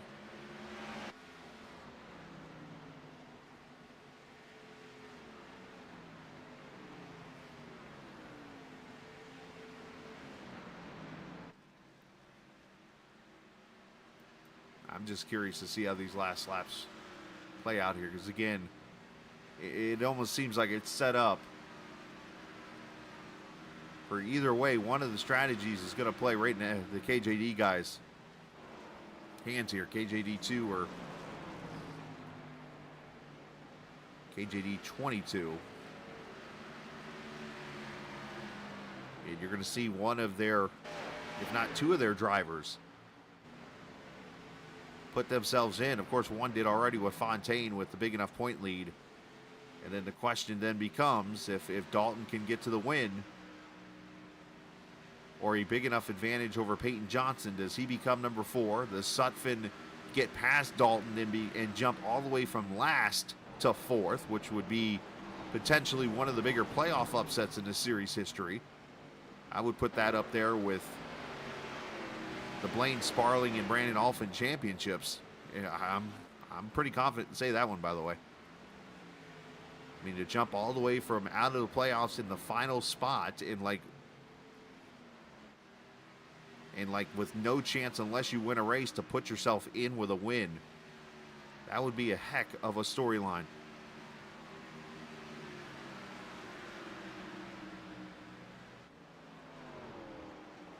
And then you got Joey Ladasor back here, who won the dirt race at Eldora this season. And he's about to get past for the lead here. So, unfortunately, what he's been trying to do here with stretching out the fuel run, I mean, he still could be in good shape here, but I think everybody's still got a set of tires left. So, I think now if you're Ladasor, you can go ahead and pit because, unfortunately, you're just going to keep falling back. But I noticed Sutphin now is falling back a little bit here. Either that or he's saving tires for the late part of the run.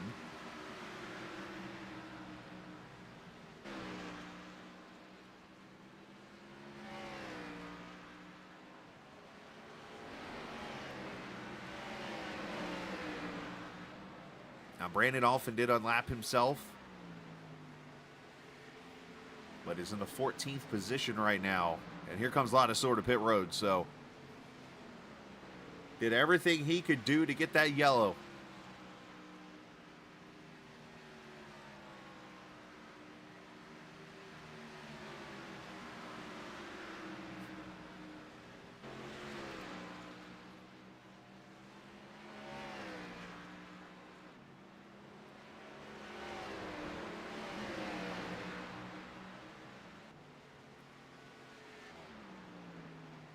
Alphin has passed Carter there for 13th.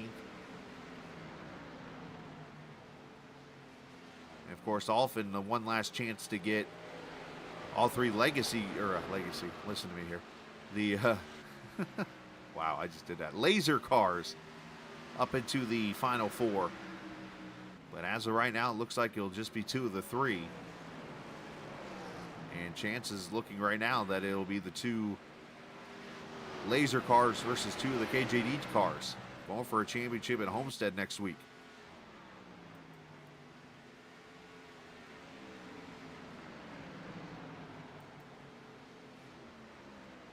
Diego Steins has gotten by Brison for 6th and now looking to get inside Peyton Johnson for 5th, which would set up another Johnson versus Brison deal.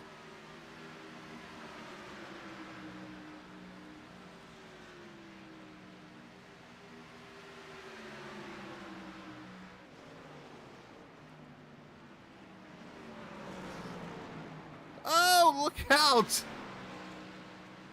Sainz had to get out of it as he about took Johnson with him.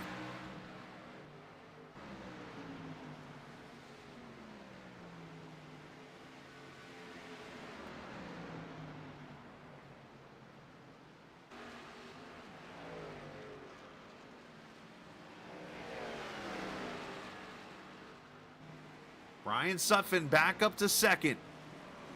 So he has used his short track moves to save the tires a little bit here. And now works inside of his teammate.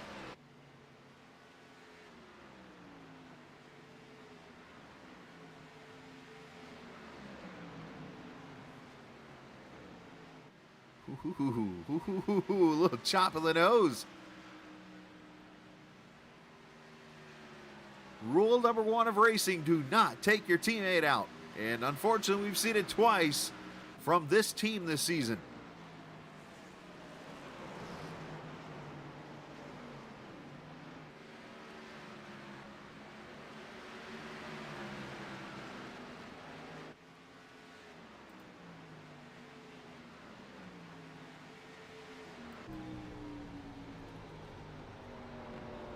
Yikes!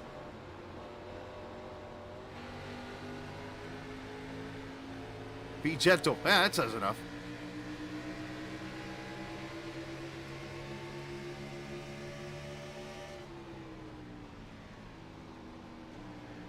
There's a downshift. Don't hit me, please.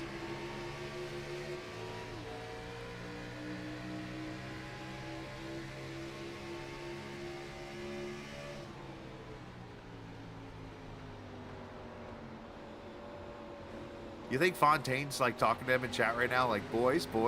Oh, often, or sorry, I said often, but what's his name gets loose there? Sutphin. He got super loose in 3 and 4, sends it into turn 1 now.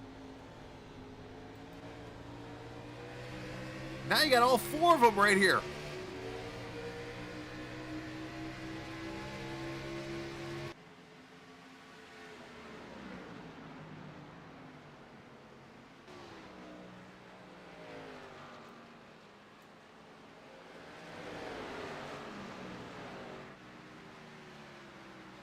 Fontaine to the front.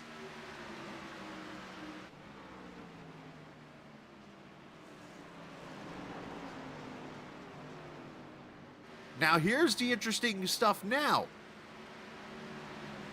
Peyton Johnson just passed. Or actually right here, back here, this battle for 4th and 5th. If Johnson can get ahead of Sainz, he might still be in this.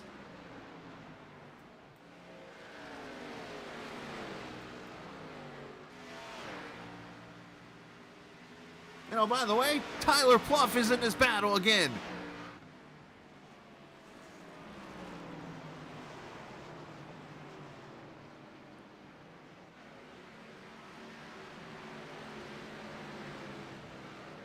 All right, so Dalton got the bonus point for leading at halfway. I can remember the rest of the bonus points. I'm trying to remember the rule book in my head. Oh, this is going to be close. So obviously, Dalton has led the most laps.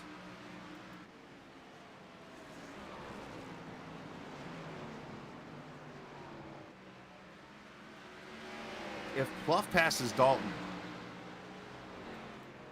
and Johnson had some issues or something because he is way back here now. What happened to Peyton?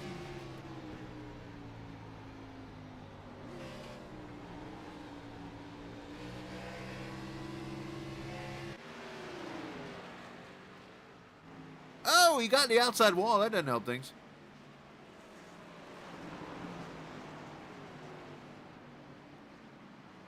Oh, and then right there, he downshifts too early.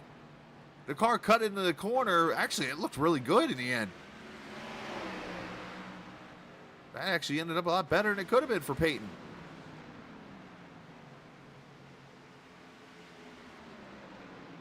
Dalton just lost 3rd. Let's cut back live.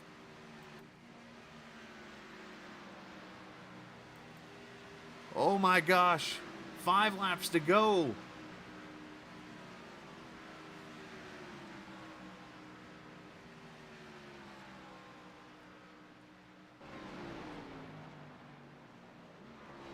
It was 4 points separating Dalton and Peyton Johnson.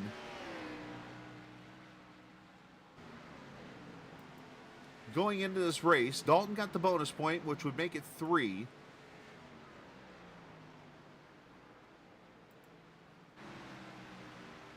I'm literally hauling tail over to the point standings as we talk.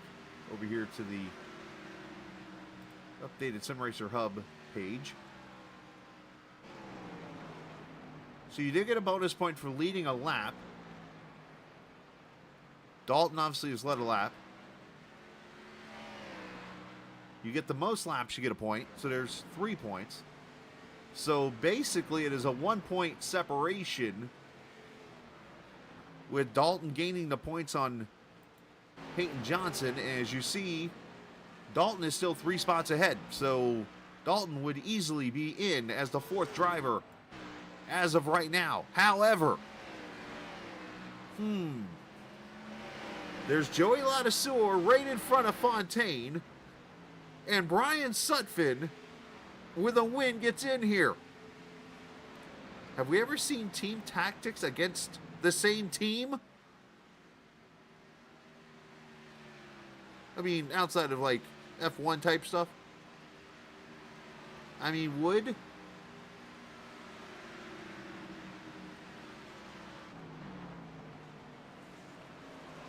mean, this is crazy to think.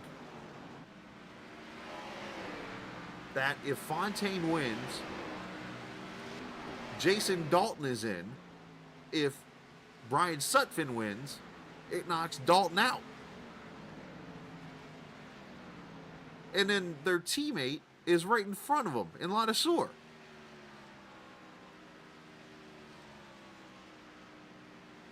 Oh, there goes Brian into the wall now. He is trying everything.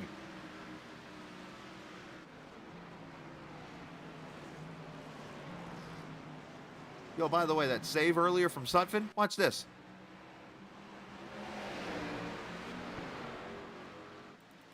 Sorry, I missed it by a split second. Here it is. This is when we were on board the door of Dalton.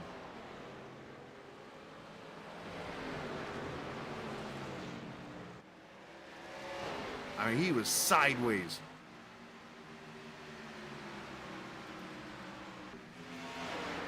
Final lap.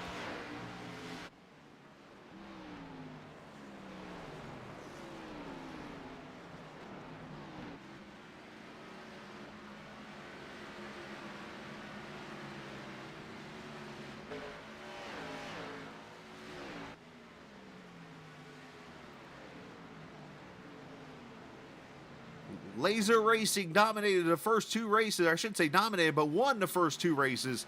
Tonight was domination, but for KJD2, as Fontaine puts the 77 in victory lane, and Jason Dalton will take the fourth spot in the points with a third place finish.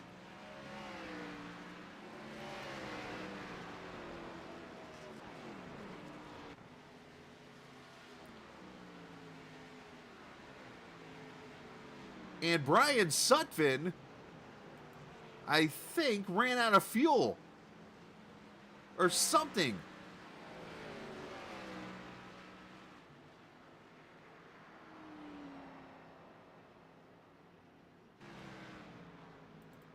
Because Tyler Pluff is now second.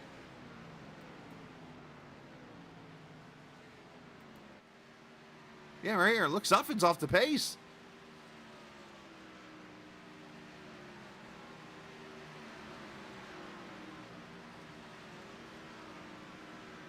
I don't.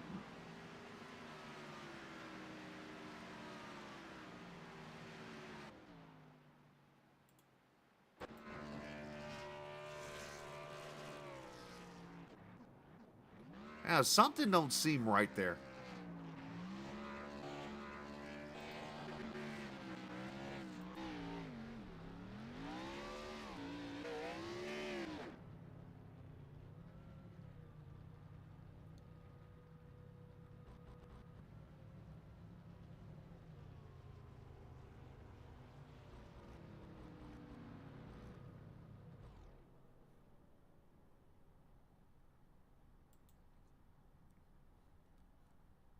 All right, let's get Fontaine up here.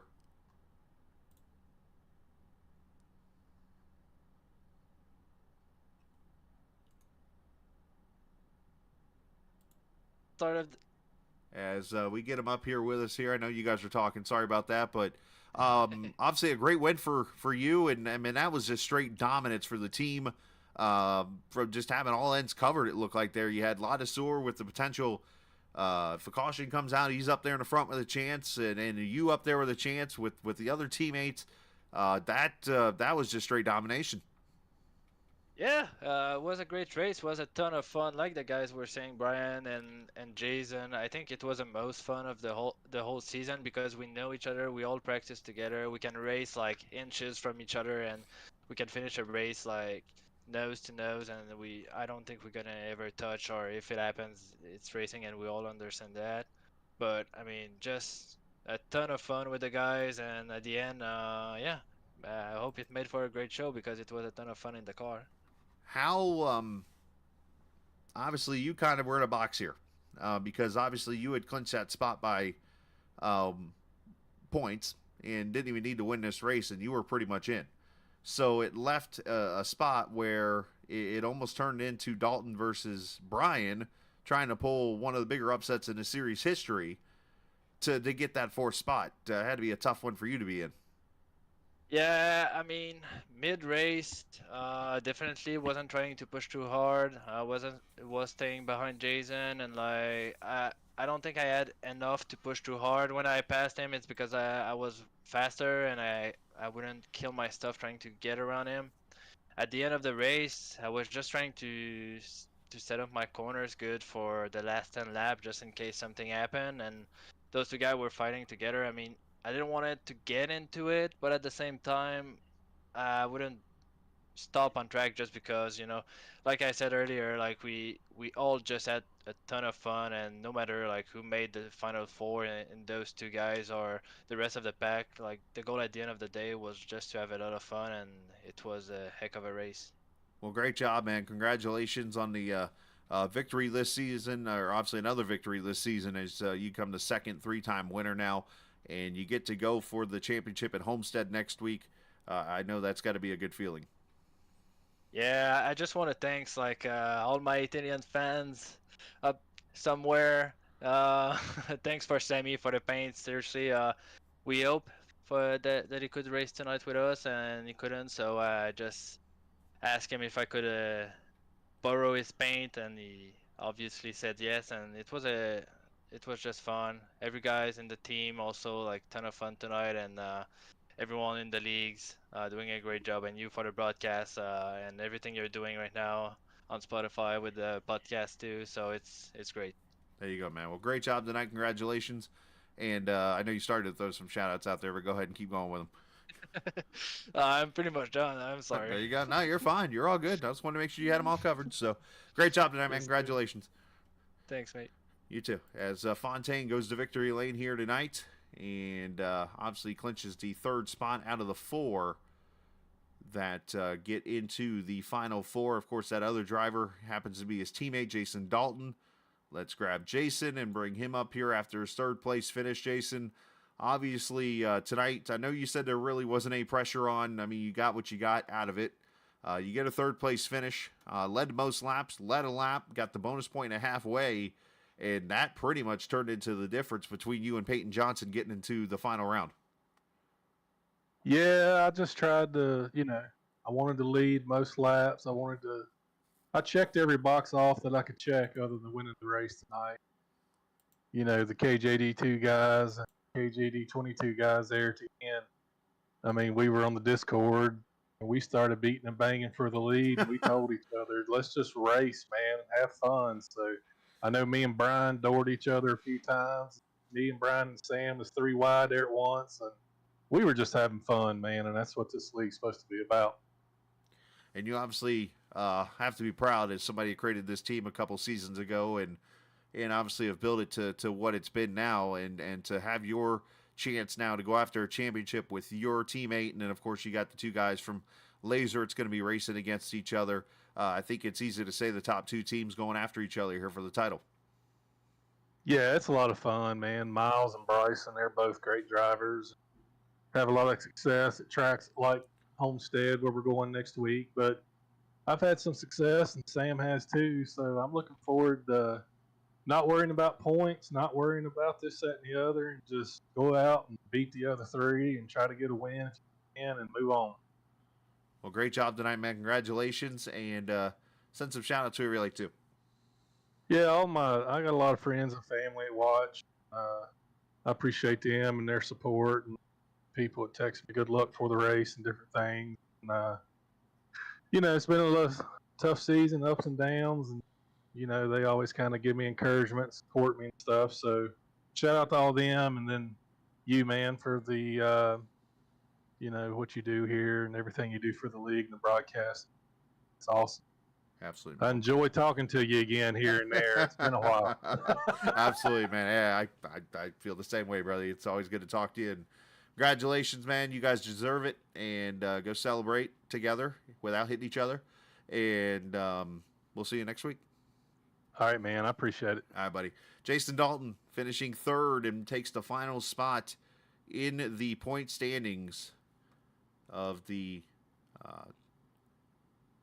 chase here coming up, or the playoffs, if you will, as we go to Homestead next week.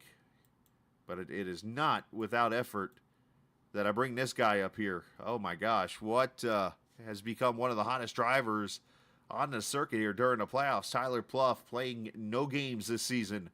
Unfortunately, you fall up a little short of making it to the final round in the playoffs, but it's not without notice.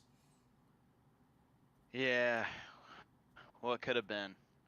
Last week was a gut punch. This week, just I didn't get along with the track, to be honest with you.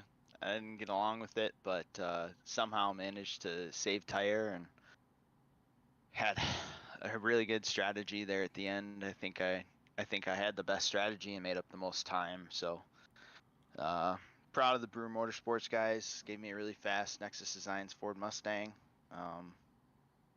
Sad we came up short in the championship, but man, what was that? Third place at Texas last week. I think I had a shot at the win, second place. So yeah, pretty good showing at the end. Yeah, you obviously, that wreck last week did not help things. But I know you can't really point to one thing. I've always been somebody that it's very easy to say, yep, that was the difference, that was the difference, that was the difference. But realistically, when you take a step back, it was always a series of things throughout the season or even during the 4 weeks or 3 weeks here of these playoffs that separated you from potentially that top four. Yes, the wreck doesn't hurt, but it doesn't help, but I'm sure there were things in there that you're like, man, if I'd have done this different or that different, that hurt too. Oh yeah, absolutely. I mean, the start in the season wasn't the hottest start, but caught a groove and made a show of it, and it was really fun racing out here with these guys in GLSR, and appreciate you putting on an awesome broadcast. It's a lot of fun racing on Wednesday nights. Awesome, man. Well, great job tonight. Congratulations on your P2 officially now. And send some shout outs whoever you like to. Yeah, I want to say thank you to my wife and co-pilots here, my dogs. Appreciate them letting me do this. Say hello to the boards.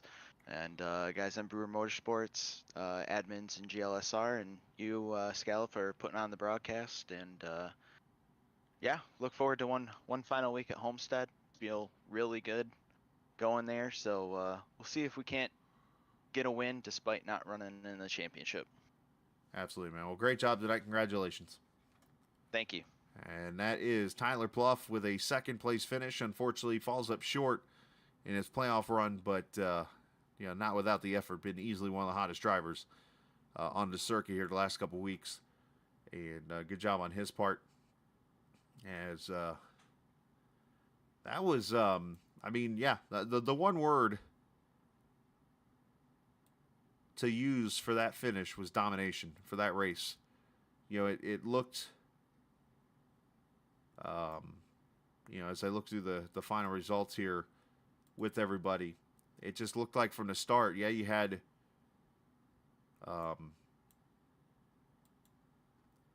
Brandon Alphin and Jason Dalton on the front row of the race, and why that's all jacked up, I don't know.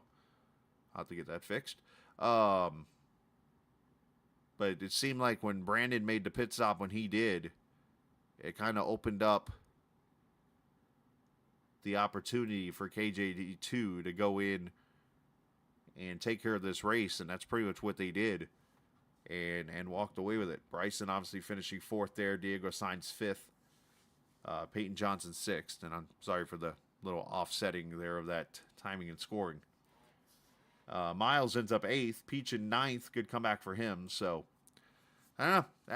That was just domination. There's no other way to put it. We'll talk about that on the podcast this week, and then hopefully again the following podcast we will get the champion of the series on the podcast to talk about being season 10's champion for Fontaine. Could be back-to-back championships and be the first 3-time GLSR champion of any kind. Obviously, nobody's won more than 2. So we'll see if he can pull that off here next week. Stephen Miles going to race for a championship. Alex Brison going to race for a championship. And Jason Dalton going to race for a championship. So we will make some time next week to get all four on the show to talk before the race starts and have fun in South Florida and go from there. So hopefully everybody enjoys the rest of your Wednesday night. A reminder, as always, the podcast is there now. Let me check Spotify right now as we speak and see if Spotify is... Yep, second episode's there in Spotify. It is all 4 minutes longer than the first one. But it is there talking about this week in racing and stuff like that, and special guest Kyle Ethier. If it's there, that means obviously it's over there on the... I just lost my mind on what other... It'd be Spotify, and then it would be one of them. I'm an idiot. It happens. But I know I've been trying so many times to get them on Amazon and get them on Apple Podcasts and stuff and so on and so forth. So it's there at Spotify. It's also going to be on YouTube. I'll get it posted up here. So it'll be there tomorrow for you guys and so on and so forth. It's just wherever you like to watch a podcast or listen to them. Should be there unless I mentioned, like I said, Apple and a couple others and stuff. They're still trying to get those taken care of. But for sure, Spotify, it's there. And, of course, Podbean and all that good stuff. So I'm going to just get off now and stop rambling. Head over to my Twitch page. I'm going to be racing or running some laps here in a few minutes on the Daytona Road Course if you want to come watch and say hello and see the other side of me. So enjoy the rest of your Wednesday evening. We'll see you at Homestead. This isn't just a game. It's iRacing. See ya!